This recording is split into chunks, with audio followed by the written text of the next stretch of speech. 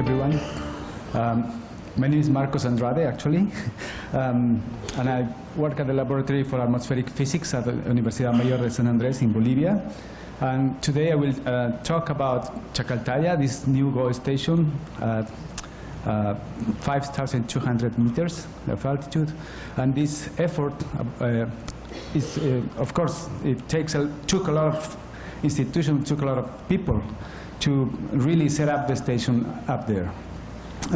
Let me say a couple of words about history of Chacaltaya. This is already in the 40s, 1940s, scientists realized that it was really a nice place to do some scientific research. In that time, people were working in cosmic ray. They set up the infrastructure there. And in fact, 2 Nobels were awarded. 1 Nobel was awarded for the discovery of the meson pi there. But where is Chacaltaya? Well, Bolivia is here in this map. It's almost in the heart of South America. And because the location, and this is a map depicting basically the elevation of the surface, we are part of the Andes. As you can notice, probably every country that is part of the Andes has its own flavor on the Andes. This is our Andes.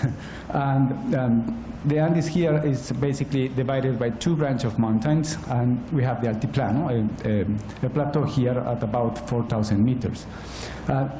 Most of the country is in the lowlands. It's about 400 meters above sea level, and this is the part of the Amazon basin. Here I have a transecta from a model, basically, but you can see here that we have a lot of topography. And this transecta is basically depicting the altitude of the surface at this line, at this black line. And we have a lot of topography which makes the place interesting, but at the same time complicates things here. In terms of meteorology, we have a very defined summer and winter. In summer, we have a lot of moisture coming from the Amazon basin, and most of the winds come from the eastern side, while in winter, we have these winds basically turn around and follow the Andes, and the winds that we measure at Chacaltaya come from the western side. But something that is really important is that because we are here, we can sample air from the Amazon, we can sample air from the ocean, the Pacific Ocean, but also from the Altiplano. And I think this is really a nice location for performing studies of different things here. This is a climatology for precipitation at the nearby station in the airport, showing exactly what I was saying. That we have a very clear summer season in precipitation. We have a lot of rain, basically between January and December and March, and for that, and then we have a very dry season in May, June, July. For the studies that we are carrying out here, we have divided basically this in our winter in 2 dry periods, one dry, but when we don't have biomass burning, and one with biomass burning, and of course the wet season where we have a lot of rain. We know that we have a problem here when there is biomass burning in the region. This is an image from Terra. Basically, this is the whole Bolivia. This is this salt lake, the largest salt lake in the world. And here we have the Titicaca Lake. And what you see here is smoke over all the continent, basically. If we take a look, or we zoom into this region, one thing that we can see is that all this part of this smoke can cross the Andes and get, for example, to the Altiplano region or to La Paz. Of course, all the glaciers in the region are going to receive or get some of the smoke that is crossing the Andes. And here is La Paz, by the way.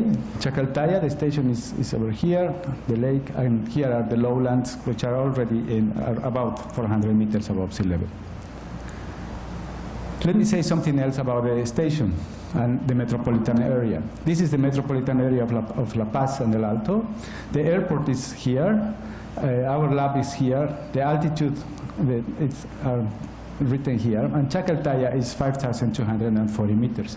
But the distance between these two sites is only 22 kilometers, but the difference in altitude is 1.8 kilometers.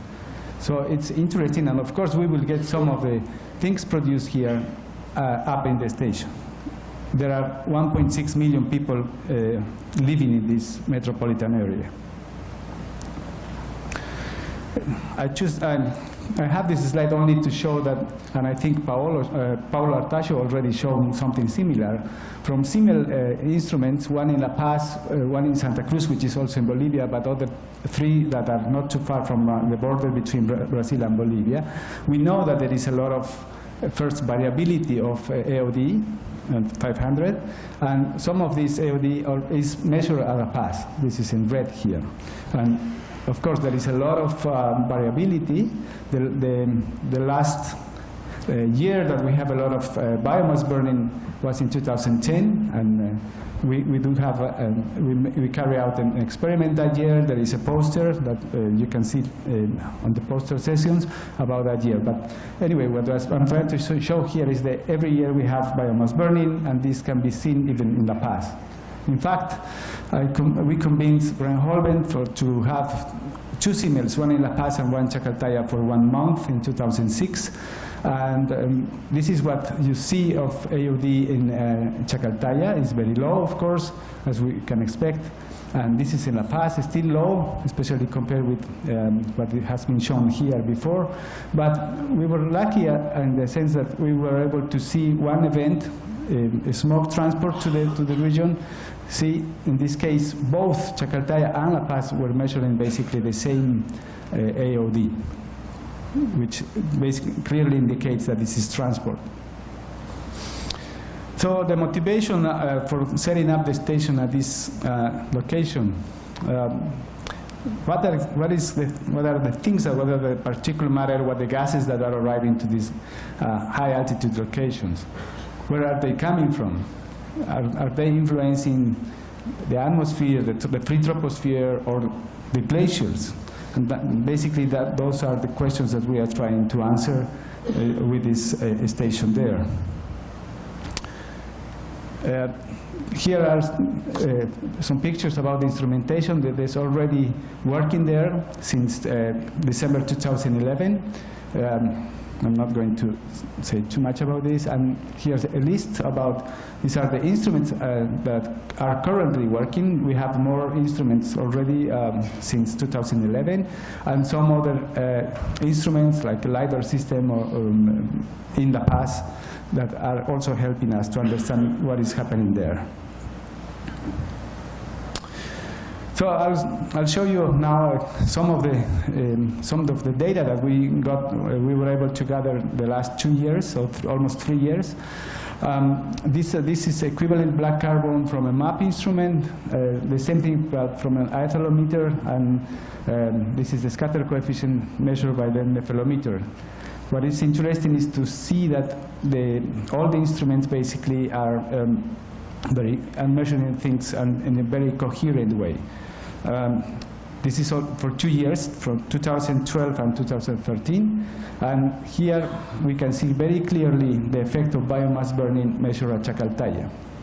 What is interesting is to see that the next year, this signal was not as strong as the previous year. But if you look at the fires, in this case counted by or registered by MODIS, GOES, or the AVHRR, see the number of fires is very large. This is only for Bolivia, but it's of course very large and very clear that this is the reason or the source of smoke basically measured in Chacaltaya. And also you can see that here there is a difference in the number of hotspots measured between 2012 and 2013. One thing that is, of course, interesting is the influence of the city upon the station. And we have here data collected from a LiDAR system. This is only one day. This is the June 23rd of 2012, and the reason we chose this day is because we have an old custom of burning things on that day, or the previous night. So this was we could use this like a good tracer. So this is the data we collected with the LiDAR system, but also here these black dots indicated the top of the boundary layer, using some convolution technique for doing something like that. And one thing that is interesting, that the boundary layer is low, of course, in the morning, but then we have a sudden rise, and then we have a lot of convection around local noon, and then goes down slowly. This line represents where Chacaltaya would be, the altitude of Chacaltaya, the 1 kilometers difference altitude. And this is what we measure with the SMPS instrument.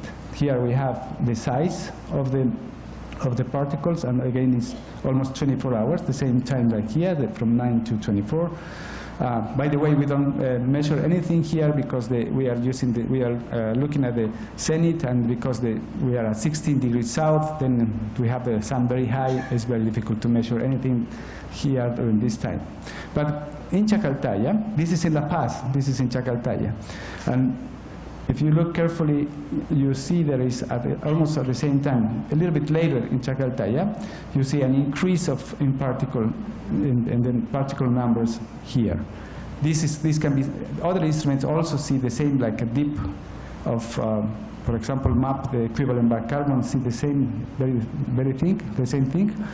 And also you see that there is formation, particle formation, of what seems to be particle formation here. So what is happening, we believe, is that the air, basically the planetary boundary layer goes up, reaches Chacaltaya, and then we have precursors, and we have particulate matter that is measured in Chacaltaya almost every day. In fact, if we look at the mean values for 2012, even during the wet season, and it's more clearer during the dry season, almost at the same time, we have always an increase of the particle number in both seasons. This is the instrument that is used. Okay, I'll finish in a moment. I don't have too much time. Please see Isabel Moreno poster about what we also have a cabin at 5,400, almost 400 meters, and we are doing some chemistry there. We also are working with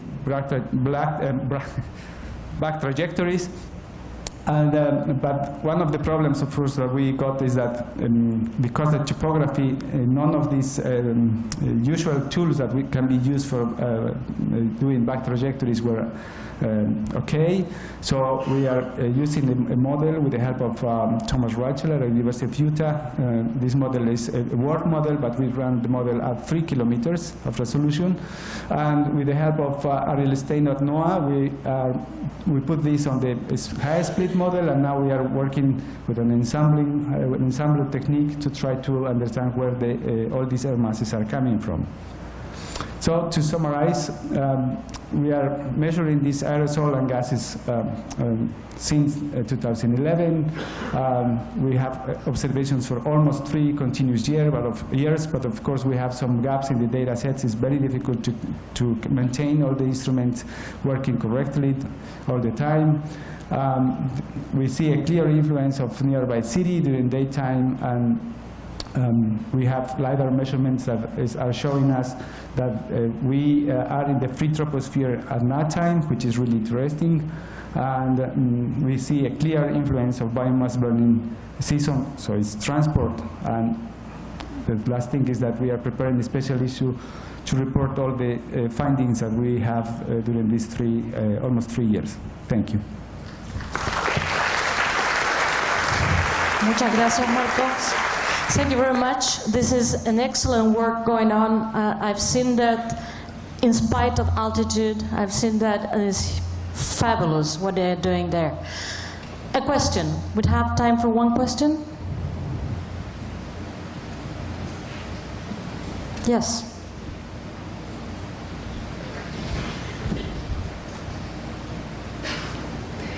I was just wondering, you were showing this long time series of the CML aerosol optical depth, and it went up to an aerosol optical depth of around like 7 in 2008, for example. And I was wondering, I guess these are cloud screen data, but how are you doing the cloud screening there? Because actually there is a threshold, for example, in the usual method they are using, and I guess it's very difficult to cloud screen your data, that high values. Yeah, well, first, one of the only reason I used that slide was to show the variability, but you're right. There is these are daily values, level 2 data from CML, the database. And I agree with you, it's probably a problem with the cloud screening. It's clear that sometimes any of these algorithms work well. So, but I know that sometimes they have, or we have, really high values in our AOD. Sometimes, as an anecdote, they cannot see the sun with all the smoke that is present in the place.